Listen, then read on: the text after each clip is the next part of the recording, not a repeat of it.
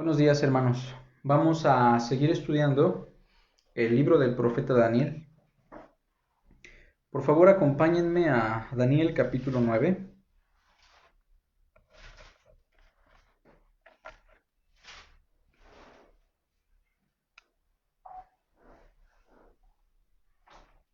Y vamos a leer del verso 24 al 27.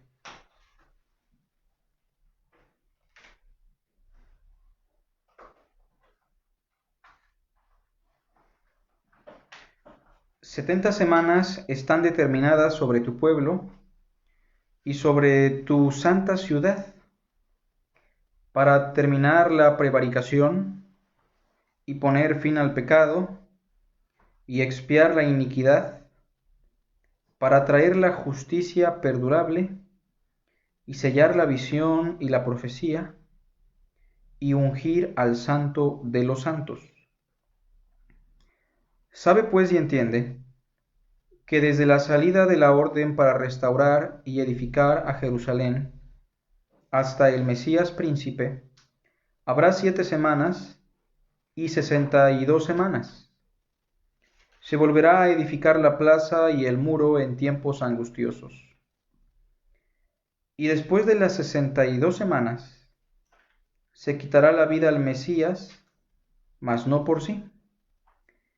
Y el pueblo de un príncipe que ha de venir destruirá la ciudad y el santuario, y su fin será con inundación, y hasta el fin de la guerra durarán las devastaciones.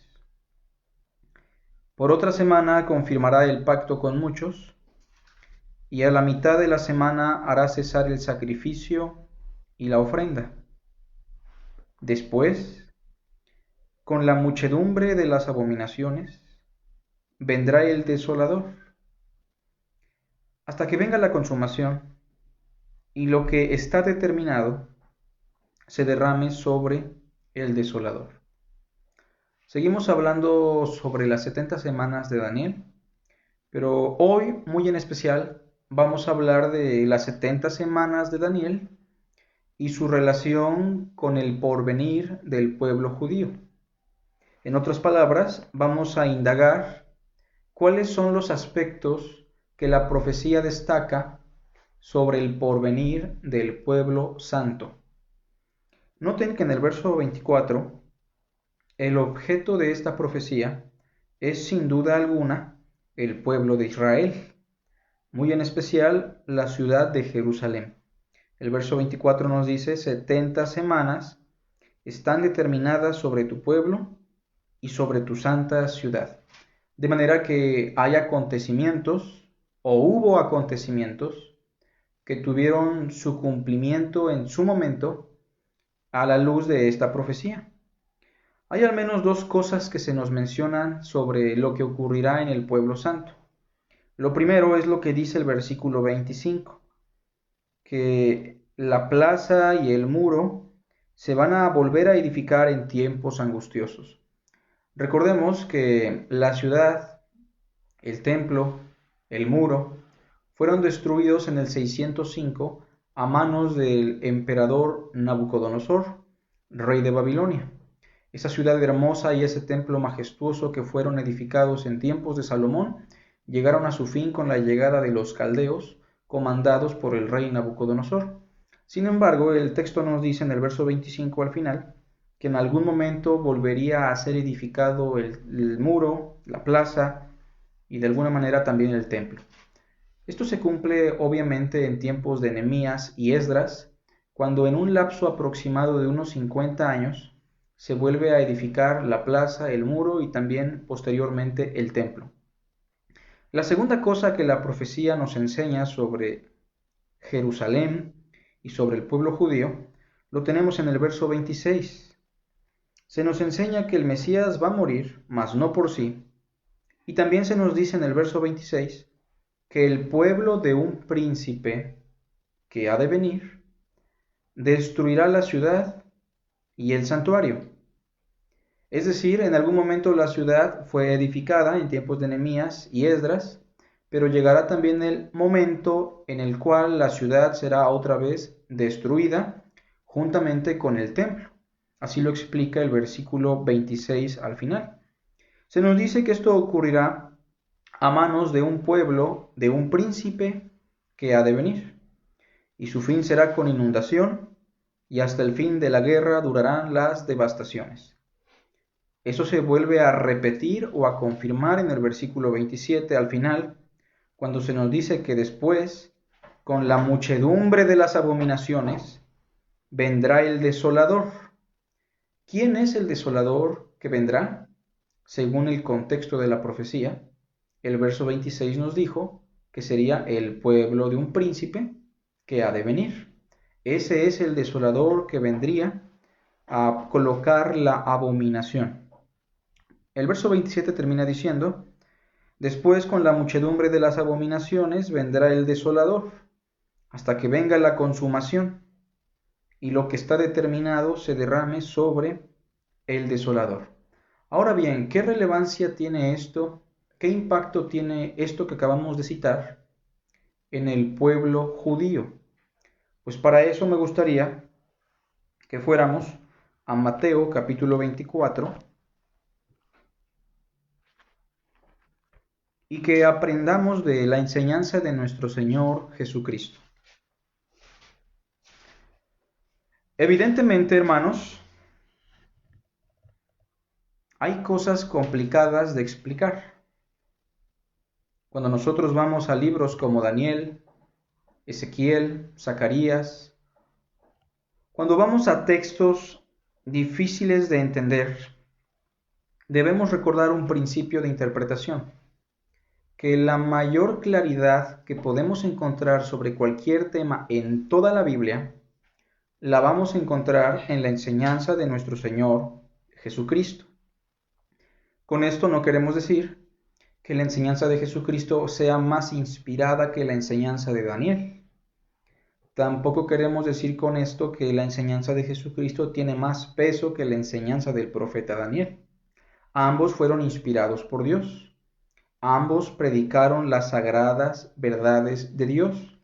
Sin embargo, lo que sí es verdad es que la enseñanza de Jesucristo es más clara y nos amplifica aquellas cosas que no entendemos tanto en el Antiguo Testamento como en el Nuevo Testamento. Ustedes recuerdan a la mujer samaritana cuando declaró: cuando venga el Mesías, Él nos declarará todas las cosas. Y tenía mucha razón. La realidad es que Jesús nos explicó con mucha claridad todas las cosas que en su momento fueron difíciles de entender. También el apóstol Pablo le dice a Timoteo: si alguno enseña otra cosa y no se conforma a las sanas palabras de nuestro Señor Jesucristo, está envanecido y nada sabe. De manera que nuestro Señor Jesucristo, de alguna manera, es el eje de todo lo que nosotros querramos aprender. Muy bien, en Mateo capítulo 24, Cristo da una cátedra sobre los acontecimientos finales, pero hay una sección en este capítulo del verso 15 al verso 28, en donde los acontecimientos finales que Cristo nos va a explicar están íntimamente relacionados al pueblo santo, al pueblo judío, del cual estamos hablando hoy. Pero también hay otra cosa, que la sección que Cristo nos va a explicar sobre lo que el pueblo judío va a experimentar, también está íntimamente relacionado con lo que explicó el profeta Daniel. Noten el capítulo 24, versículo 15. Dice así: por tanto, cuando vean en el lugar santo la abominación desoladora de que habló el profeta Daniel, el que lee entienda, entonces los que estén en Judea huyan a los montes. El que esté en la azotea no descienda para tomar algo de su casa, y el que esté en el campo no vuelva atrás para tomar su capa. Mas ay de las que estén encintas y de las que críen en aquellos días. Orad pues que vuestra huida no sea en invierno, ni en día de reposo, porque habrá entonces gran tribulación, cual no la ha habido desde el principio del mundo hasta ahora, ni la habrá. Y si aquellos días no fuesen acortados, nadie sería salvo, mas por causa de los escogidos, aquellos días serán acortados. Bueno, primero recordemos que en este capítulo, Mateo capítulo 24, Cristo está respondiendo a una pregunta que tiene que ver con la destrucción del templo. En su momento el Señor dijo que de este templo importante, el templo de Jerusalén, que fue ornamentado por Herodes el Grande, no quedaría piedra sobre piedra que no fuera derribada. Evidentemente esto escandalizó a los apóstoles, por lo cual ellos en el capítulo 24, versículo 3, le preguntan al Señor, dinos, ¿cuándo serán estas cosas? No le están preguntando el cómo, no le están preguntando el dónde, porque es evidente que será en Jerusalén. Ellos le están preguntando el cuándo serán estas cosas. ¿En referencia a qué, hermanos? En referencia a la destrucción del templo. Entonces, el cuándo, Cristo lo explica del verso 15 en adelante. Vean cómo dice Jesús. Por tanto, cuando veáis en el lugar santo, en el templo, la abominación desoladora de que habló el profeta Daniel, el que le entienda, empieza a dar una serie de instrucciones. Bueno, número uno, primero tenemos que entender algo. La validez que Jesús le da a la profecía de Daniel. La validez que Jesús le da a la profecía de Daniel. Uno de los aspectos importantes a la hora de reconocer qué libros son sagrados o inspirados por Dios en el Antiguo Testamento es precisamente darnos cuenta si Jesús de Nazaret o los apóstoles los utilizaron como autoridad. Perdón, hermano, se cayó el celular, ahorita lo volvemos a acomodar. Estamos en vivo y hay fallas técnicas, ahorita lo checamos.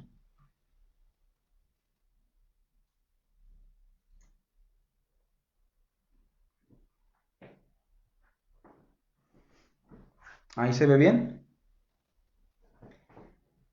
Si no se ve bien, hermanos, o no se escucha, me avisan, por favor, para que lo arreglemos.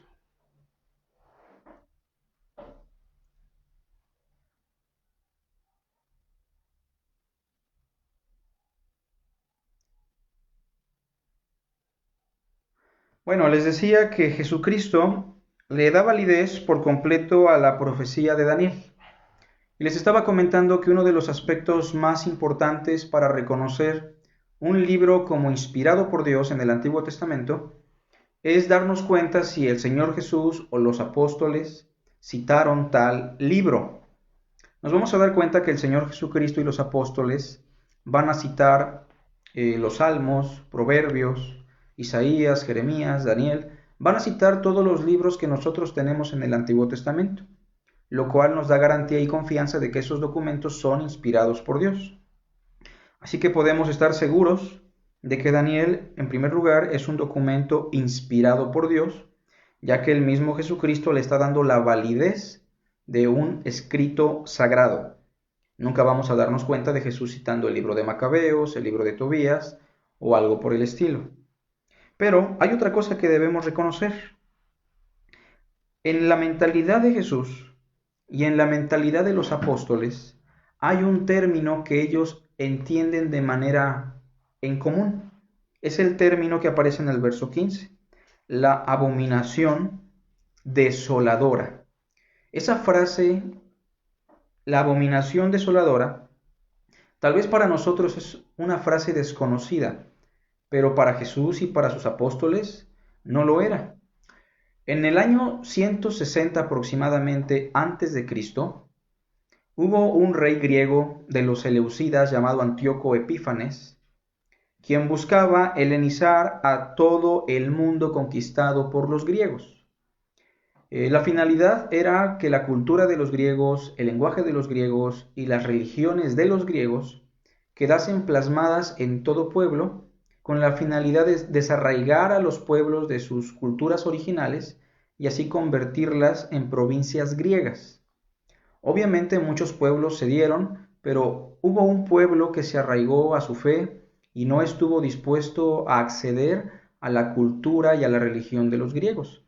Este fue el pueblo de los judíos. Entonces el rey Antíoco Epífanes, empeñándose en llevar a cabo la helenización sobre los judíos, lo que él provocó fue una abominación desoladora. ¿Qué es lo que hizo Antíoco Epífanes? Él lo que hizo fue sacrificar cerdos dentro del templo de Jerusalén en el 160 a.C. aproximadamente, y colocó la imagen del dios olímpico, es probablemente que fuera la imagen de Zeus, dentro del templo de Jerusalén. Este evento terrible y espantoso fue conocido entre los judíos de aquellos días como la abominación desoladora, ya que conjugaba dos cosas: por una parte la abominación que se estaba dando dentro del templo, y por otra parte la desolación en toda la ciudad, ya que también hubo una gran persecución en contra de aquellos judíos que se rehusaban a acceder a los mandatos de este rey pagano. Esto lo explica Daniel capítulo 11, si lo buscan. Daniel capítulo 11, verso 31 y 32.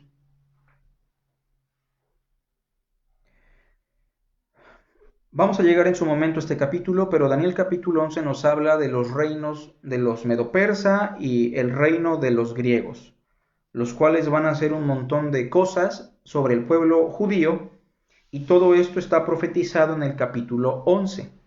Ahora bien, en el capítulo 11 del verso 31 al verso 32 tenemos precisamente la profecía sobre lo que el rey Antíoco Epífanes, lo cual significa el Dios manifestado, es lo que significa su nombre, iba a provocar sobre el santuario y sobre la ciudad.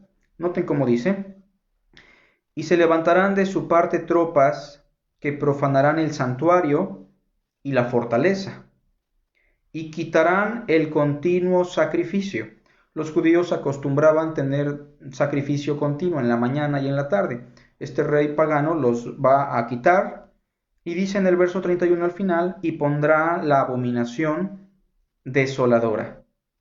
Verso 32: con lisonjas seducirá a los violadores del pacto, ya que hubo muchos judíos que se van a ir con él y van a apostatar del pacto que se hizo en el Sinaí.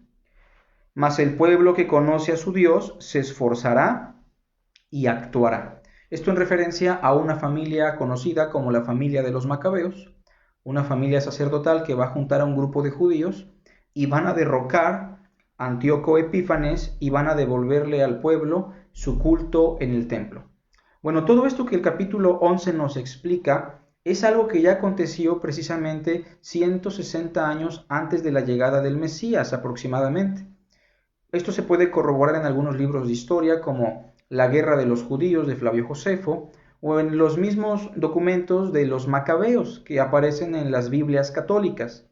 Estos libros no son inspirados por Dios, pero narran acontecimientos históricos verídicos que precisamente el profeta Daniel está describiendo en este capítulo.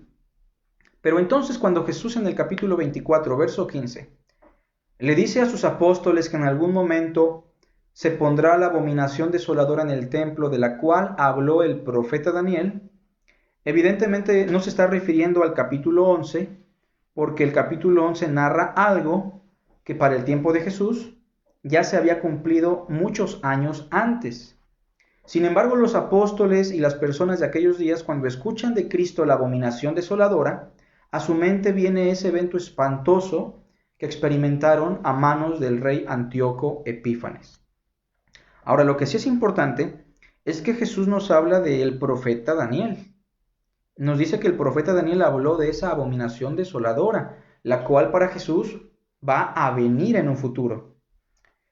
Y es que en el capítulo 9 de Daniel, versículo 26 y 27, se nos habla de otra abominación desoladora. No la de Antíoco Epífanes, no la que se llevó a cabo a mano de los griegos, sino de otra abominación desoladora similar, pero comandada por otro pueblo, en otro tiempo y en otras circunstancias. Primero notemos el verso 26. El verso 26 nos dice lo siguiente: y después de las 62 semanas se quitará la vida al Mesías, mas no por sí.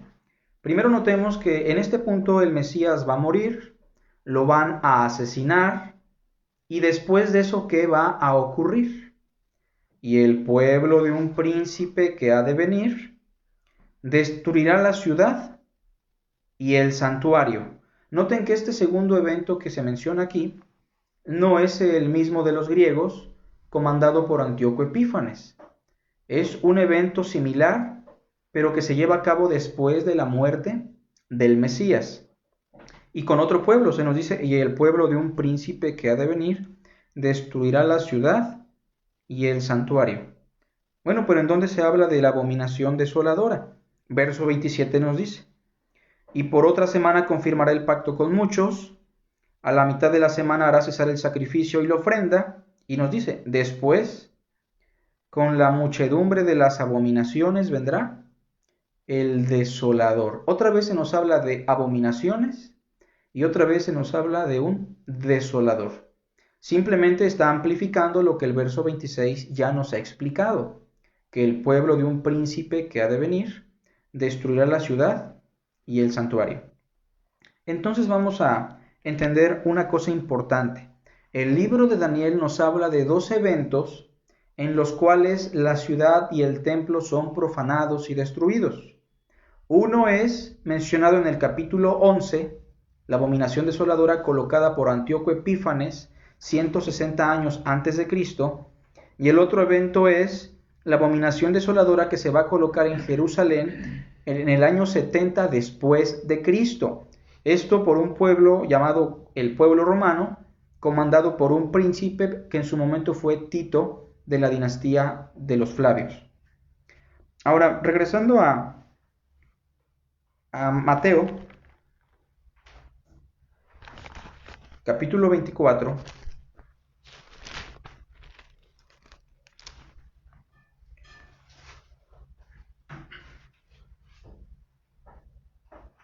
versículo 15, cuando Cristo dice, por tanto, cuando vean en el lugar santo la abominación desoladora de que habló el profeta Daniel, el que le entienda, evidentemente no está citando lo que se experimentó con Antíoco, lo cual para Jesús ya era una cuestión pasada.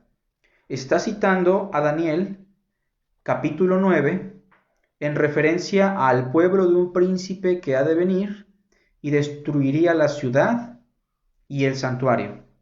Sin embargo, esto nos lleva a un segundo punto, número 2. El profeta Daniel, como la clave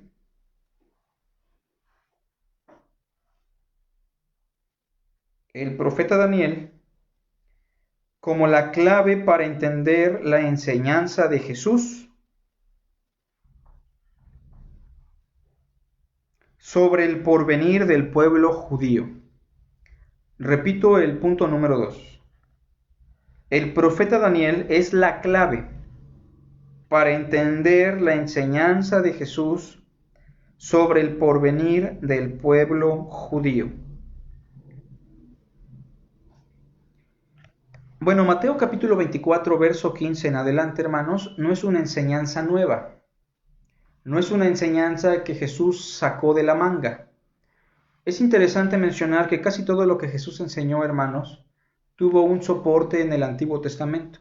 Regularmente las enseñanzas de Cristo no fueron nuevas, fueron enseñanzas que se amplificaron más, pero que ya existían en el Antiguo Testamento. En el capítulo 24, verso 15 en adelante, entonces, tenemos una serie de acontecimientos sobre el pueblo judío, pero que ya estaban previstas en el profeta Daniel. De manera que Mateo 24, verso 15 en adelante, y el profeta Daniel, capítulo 9 y capítulo 12 también, ahorita lo vamos a ver, son textos armónicos y paralelos. Primero notemos lo que dice Jesucristo en el capítulo 24, versículo 15. Lo que dice Jesús en el verso 15 es en referencia al lugar santo, es en referencia al templo sagrado. Lo sabemos porque Él dijo, por tanto, cuando veáis en el lugar santo la abominación desoladora de que habló el profeta Daniel. Pero si vamos a Lucas capítulo 21, en donde tenemos el mismo sermón de Jesús, pero revelándonos otros aspectos, nos vamos a dar cuenta que no se menciona el templo, sino más bien la ciudad. Lucas capítulo 21, verso 20, dice así: Pero cuando viereis a Jerusalén rodeada de ejércitos, sabed entonces que su destrucción ha llegado. Entonces los que estén en Judea, huyan a los montes, y los que en medio de ella, váyanse, y los que estén en los campos, no entren en ella. Pregunta, hermanos, ¿es el mismo sermón que tenemos en Mateo 24? Sí lo es, pero Lucas nos da aspectos que Mateo no. Mateo nos habla del templo sagrado como algo que va a ser profanado, y Lucas nos habla de la ciudad santa, la cual va a ser destruida. Esto no significa que Cristo dio el mismo sermón en diferentes momentos con diferentes aspectos. Significa que Mateo está poniendo toda su atención en el templo y Lucas está poniendo toda su atención en la ciudad. Pero tenemos que sintetizar los dos sermones y entender que cuando Cristo habló de esto, habló tanto del templo como de la ciudad. Ahora, ¿esto lo enseñó Daniel, hermanos? Si ustedes ven Daniel capítulo 9, versículo 26,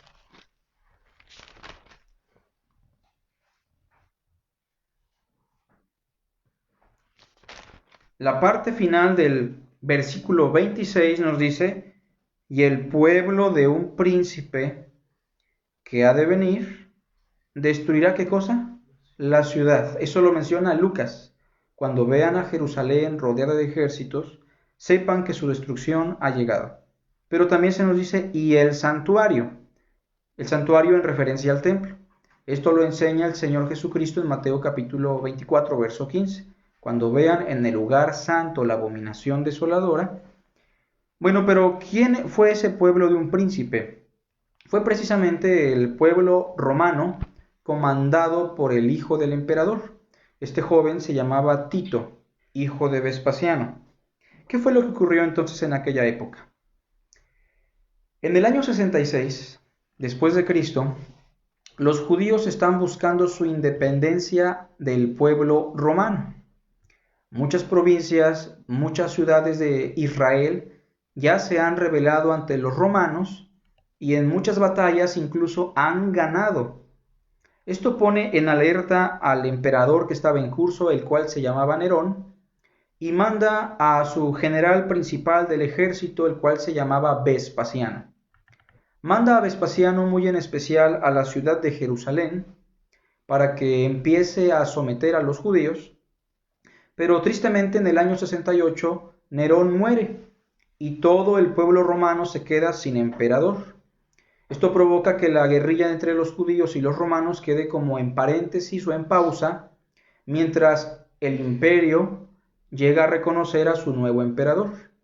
Total, que al final de grandes acontecimientos en el año 68, el general Vespasiano es reconocido como el nuevo emperador de Roma, y entonces él ya no puede dirigir la guerrilla en contra de los judíos. En consecuencia, él manda a su hijo mayor, el cual se llamaba Tito, el cual llegará a la ciudad de Jerusalén, la va a sitiar durante muchos días, lo cual va a provocar que haya mucha hambre, escasez, haya actos de ultraje, de robo dentro de la misma ciudad, y los judíos, por la desesperación de no tener agua y comida, se van a matar entre ellos mismos. En su momento, los romanos, comandados por Tito, van a encontrar una brecha en el muro de la ciudad, entrarán a la ciudad, la destruirán por completo y profanarán el templo que estaba en Jerusalén. Lo van a profanar porque van a colocar estatuas de los ídolos del ejército romano y dentro del templo van a proclamarle alabanza y van a rendirle adoración tanto a sus dioses como al general Tito, reconociéndolo como un ser divino. Bueno, en aquellos días se dieron cuenta que los judíos ya habían perecido, el templo estaba completamente profanado, lo habían incendiado y estaba completamente quemado, pero para poder extraer el oro que estaba fundido entre las rocas del templo, los romanos van a quitar piedra por piedra para poder así extraer toda la riqueza del oro que había en el templo. Con este oro van a construir el Coliseo romano que existe hasta nuestros días como una ruina del imperio, y entonces Jerusalén y el templo llegaron a su fin en el año 70 después de Cristo. Y con esto vamos a explicar tres cosas para terminar, hermanos. Punto número 3, ponemos aspectos relevantes sobre el porvenir del pueblo judío. Aspectos relevantes sobre el porvenir del pueblo judío. Ese es el punto número 3. Y vamos a hablar de tres aspectos nada más. Para muchos cristianos, el pueblo judío a la fecha es una especie de el reloj profético de Dios. Realmente eso no tiene ningún sustento bíblico. La Biblia no nos enseña que para saber los tiempos y las señales del fin tenemos que estar mirando lo que pasa con el pueblo judío. Sin embargo, la Biblia sí nos dice qué es lo que acontecerá con el pueblo judío. Bueno, entonces vamos a mencionar tres cosas. Inciso A, la ciudad y el santuario serían destruidos. La ciudad y el santuario serían destruidos. Eso lo dice Daniel capítulo 9, verso 26. Y el pueblo de un príncipe que ha de venir destruirá la ciudad y el santuario. Eso lo dijo Mateo capítulo 24, versículo 15. Cuando vean en el lugar santo la abominación desoladora de la que habló el profeta Daniel. Y eso lo explicó también Lucas capítulo 1, versículo 20. Cuando vieren a Jerusalén rodeada de ejércitos, sabed que su destrucción ha llegado. Entonces, ese es el primer elemento que Daniel y Jesús nos explican sobre el porvenir del pueblo judío. Y es que, mis hermanos, en el año 70, el templo y la ciudad fueron destruidas tal como lo explicó Daniel y exactamente como lo detalló nuestro Señor Jesucristo. Desde ese año a la fecha, los judíos no han podido construir su templo y no han podido tomar dominio total sobre su santa ciudad. Y aunque algunos sistemas escatológicos con poco fundamento o sin fundamento dicen que los judíos van a volver a levantar su templo y van a volver a sacrificar lo que se les mandaba en la ley de Moisés, y aunque esto pudiera llegar a pasar, el texto bíblico no nos dice nada sobre estas cosas. Lo que sí nos dice el texto es que la ciudad y el templo serían destruidos, y eso se cumplió de manera cabal en el año 70 después de Cristo por el pueblo romano comandado por su príncipe Tito. Pero hay otras cosas que debemos entender, hermanos.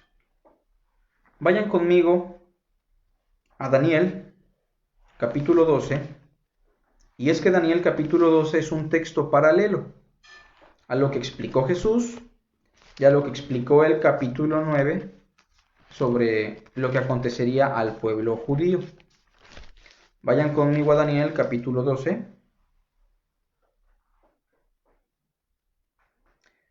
Bueno, la ciudad y el templo fueron ya destruidos, ¿no? No existen a la fecha como antes. La ciudad ha sido reconstruida varias veces, pero no le pertenece a los judíos en totalidad. Jerusalén es pisoteada por los gentiles, le pertenece a todos y no le pertenece a nadie a la vez. Pero ¿cuáles son los otros dos aspectos sobre los cuales queremos enfatizar? Daniel capítulo 12, verso 1 nos dice: en aquel tiempo se levantará Miguel, el gran príncipe, que está de parte de los hijos de tu pueblo. Se nos habla de Miguel. En el contexto del profeta Daniel, Miguel, el gran príncipe, no es un ser humano. Miguel, el gran príncipe, es mencionado como uno de los principales príncipes, en referencia a los ángeles o a los espíritus ministradores. También en el profeta Daniel se nos va a mencionar a otro personaje llamado Gabriel, que también es un espíritu ministrador, un ser celestial. Sin embargo, Miguel tiene una función específica y Gabriel tiene una función muy específica también, y distintas a la vez. Cuando nosotros examinamos las funciones de Gabriel, Gabriel, tanto en el libro de Daniel como en el Nuevo Testamento, está encargado de llevar los mensajes de Dios a ciertas personas. Gabriel fue quien habló con Daniel en ciertas ocasiones. Gabriel fue quien le dio el anuncio de la llegada de Juan el Bautista a su madre, su padre, y Gabriel es quien le da el anuncio a María y a José sobre la llegada del Mesías. Pero cuando hablamos de Miguel, Miguel no es un ser que trae los mensajes. Miguel es un personaje que está dedicado a cuidar y a proteger al pueblo israelita. Por eso el versículo 1 nos dice que en aquel tiempo se levantará Miguel, el gran príncipe que está de parte de los hijos de tu pueblo. Pero vean lo que sigue diciendo. Y será tiempo de angustia, cual nunca fue desde que hubo gente hasta entonces. ¿Les parece familiar esa frase? Y será tiempo de angustia, cual nunca fue desde que hubo gente hasta entonces.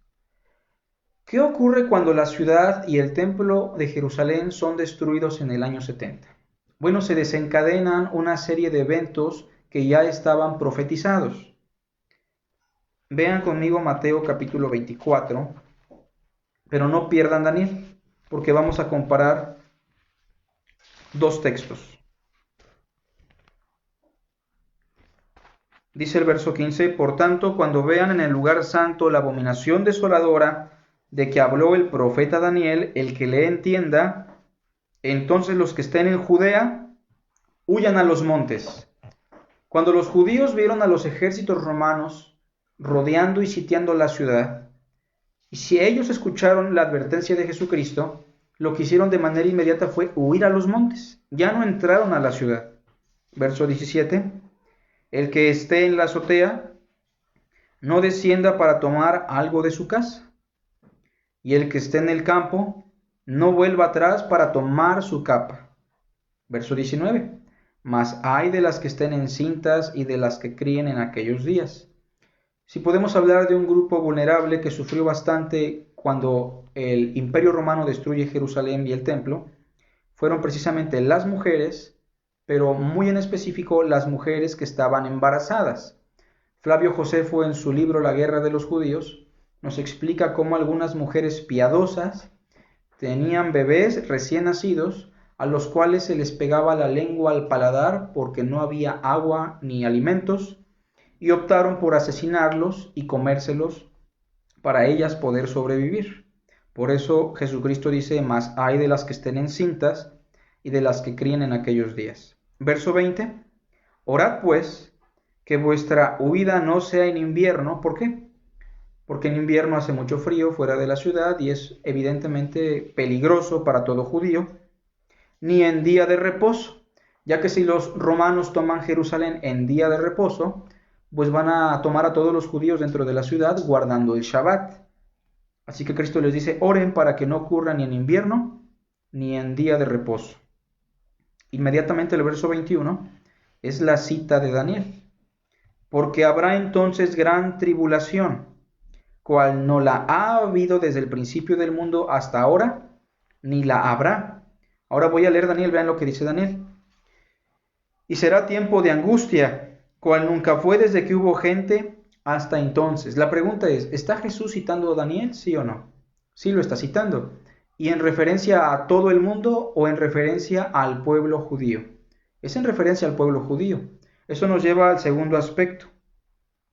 el pueblo judío experimentará una gran tribulación. Es el inciso B.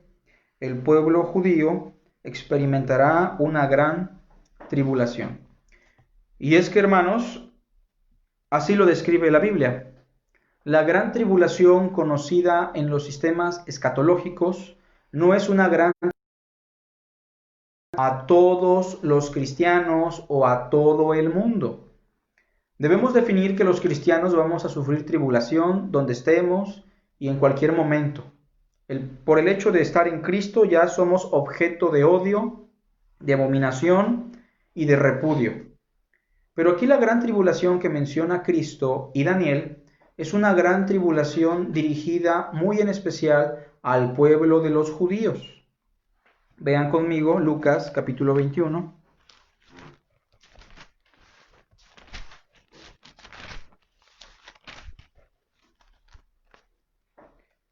Versículo 20 en adelante. Pero cuando viereis a Jerusalén rodeada de ejércitos, sabed entonces que su destrucción ha llegado.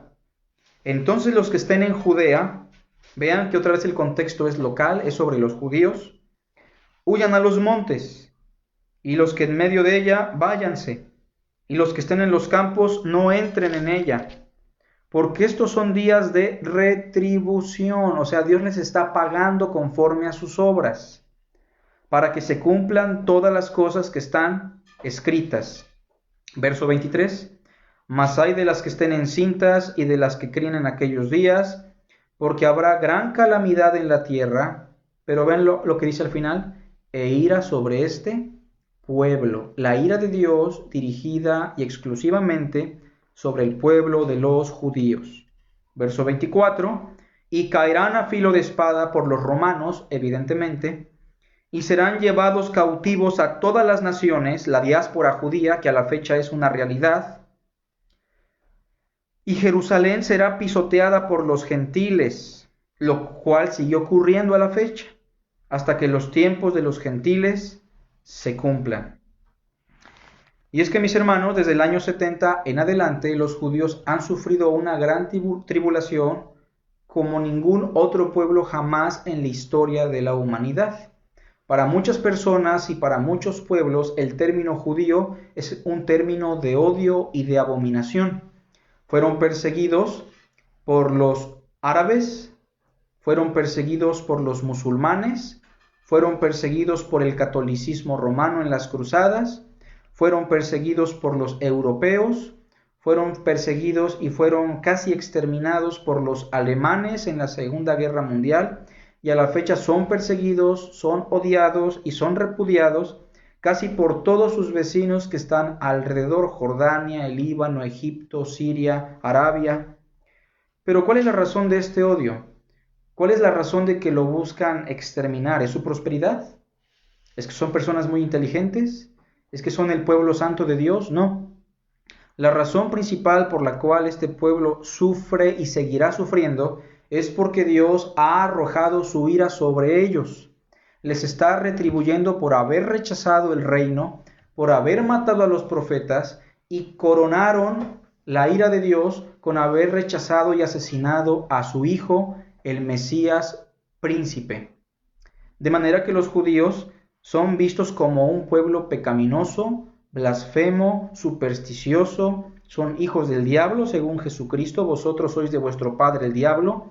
Según el apóstol Pablo, son perros, son mutiladores del cuerpo, son escarnecedores, son habladores, son un pueblo semejante a Sodoma y a Egipto. Y no nos debemos de confundir en este punto, hermanos. El pueblo judío no es el pueblo de Dios. El pueblo de Dios son todos aquellos judíos y gentiles que han llegado a la fe en Cristo Jesús.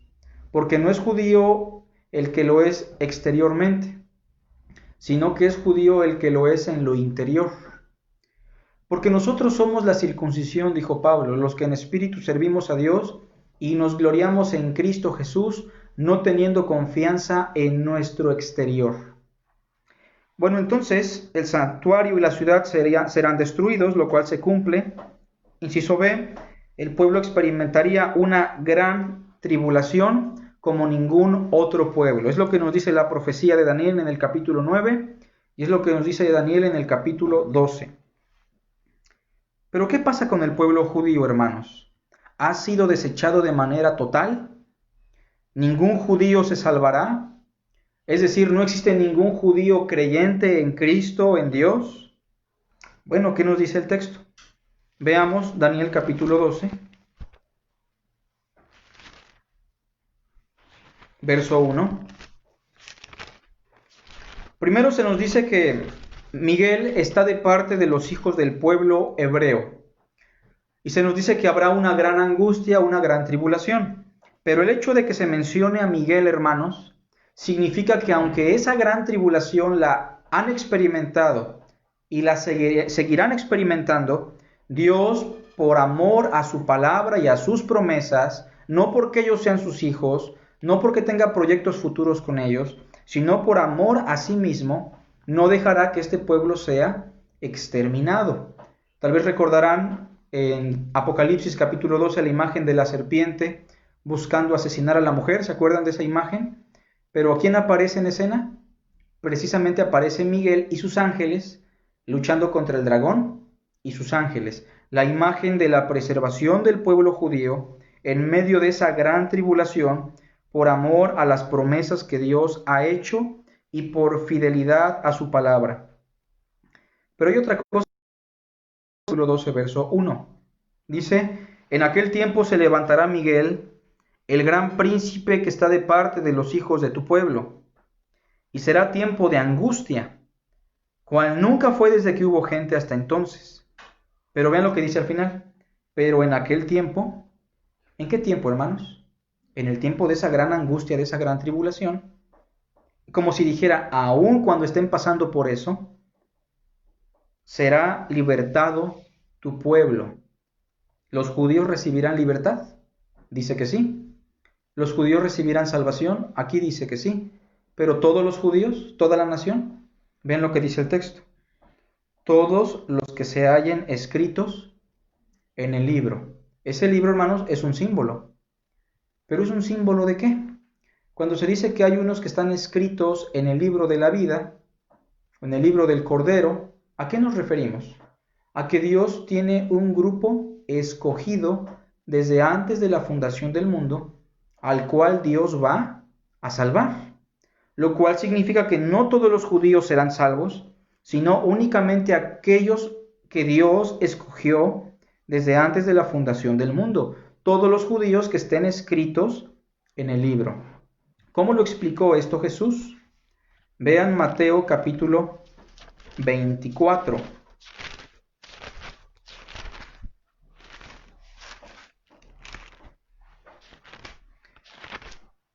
Versículo 22.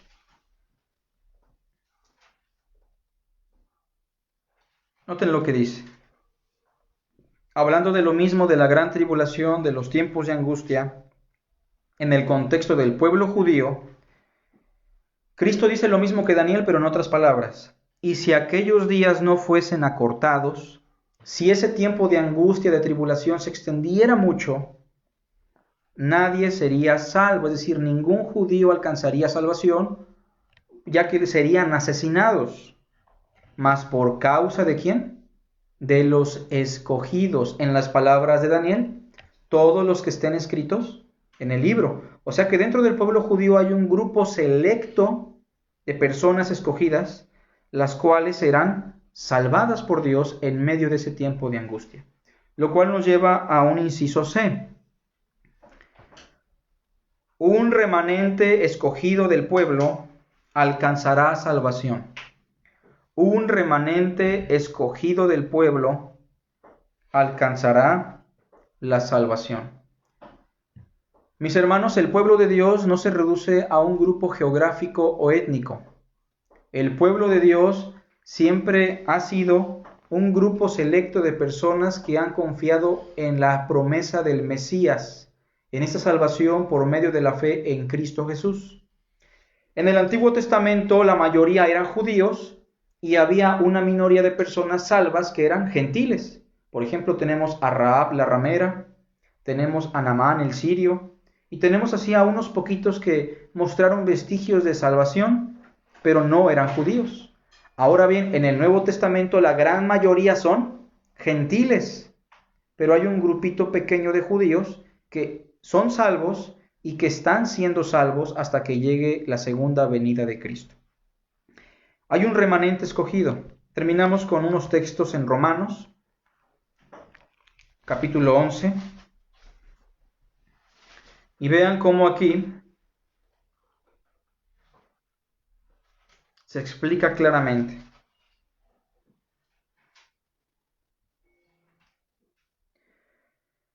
Verso 1 en adelante, Pablo dice, digo pues, ¿ha desechado Dios a su pueblo? Hablando de los judíos. En ninguna manera no lo desechó, porque también yo soy israelita. ¿Qué es lo que está diciendo Pablo? Yo soy la evidencia viva de que Dios no lo desechó por completo, porque yo soy israelita, de la descendencia de Abraham, de la tribu de Benjamín. No ha desechado Dios a su pueblo, al cual desde antes conoció. ¿O no sabéis que dice de Elías la Escritura? ¿Cómo invoca a Dios contra Israel diciendo, Señor, a tus profetas han dado muerte, y a tus altares han derribado, y solo yo he quedado y procuran matarme? ¿Pero qué le dice la divina respuesta? Me he reservado 7,000 hombres que no han doblado la rodilla delante de Baal. Así también, aún en este tiempo, ¿ha quedado un remanente escogido por gracia? ¿Todos los judíos serán salvos? No, pero hay un remanente escogido por gracia, que en medio de la gran tribulación, que en medio de las circunstancias más complejas para ellos por ser judíos, alcanzarán salvación. Vean lo que dice Romanos 11, verso 25 al 26. Dice, porque no quiero, hermanos, que ignoren este misterio, para que no sean arrogantes en cuanto a ustedes mismos, que ha acontecido a Israel endurecimiento total o en parte. O sea que no todos los judíos están endurecidos, solamente hay un endurecimiento parcial, hasta que haya entrado la plenitud de los gentiles. El texto 26 se debe traducir de la mejor manera así, y de esta manera todo Israel será salvo. ¿Qué significa todo Israel será salvo si hemos dicho que solamente un grupo será salvo? Bueno, será salvo todo el remanente escogido de Israel que Dios ya ha predestinado. Si ven conmigo Romanos capítulo 9.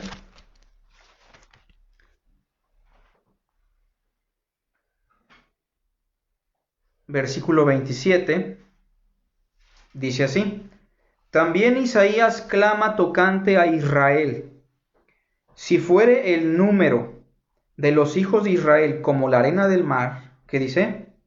Tan solo el remanente será salvo. Entonces, cuando Pablo dice que todo Israel será salvo, todo no se refiere a cada israelita que llegue a existir, sino a un todo. ¿Se entiende la diferencia?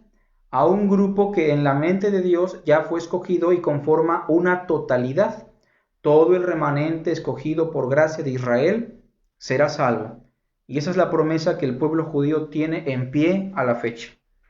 El que se vaya a construir un templo, el que vayan a sacrificar vacas rojas, el que se va a hacer un pacto con un presidente importante en Europa, son puras patrañas y puras falacias que no tienen un fundamento en la palabra de Dios. Pero hasta aquí debemos destacar 3 cosas. Daniel nos ha dicho, y Jesús, que su ciudad y su templo serían destruidos, lo cual se cumplió, que experimentarían una gran tribulación, la cual se cumplió y se está cumpliendo, y que en medio de esa tribulación habría un remanente escogido que alcanzaría la salvación, lo cual también se está cumpliendo. Vamos a hacer una oración y terminamos estrictamente ya con las 70 semanas de Daniel. Padre, te damos gracias por tu palabra. Bendícela y permite que tu pueblo sea edificado, Señor. Que sea tu palabra la que nos conforte, la que nos lleve a la verdad. Y te rogamos también por este pueblo judío, por este pueblo israelita, que se apartó por completo de la verdad. Pero no suplicamos, Señor, por todos, sino por aquellos que tú ya escogiste para que lleguen a la luz de Cristo y para que tú uses a tu iglesia y a tu reino para que ellos lleguen a la verdad lo más pronto posible. Te damos la honra y la gloria en Cristo Jesús. Amén.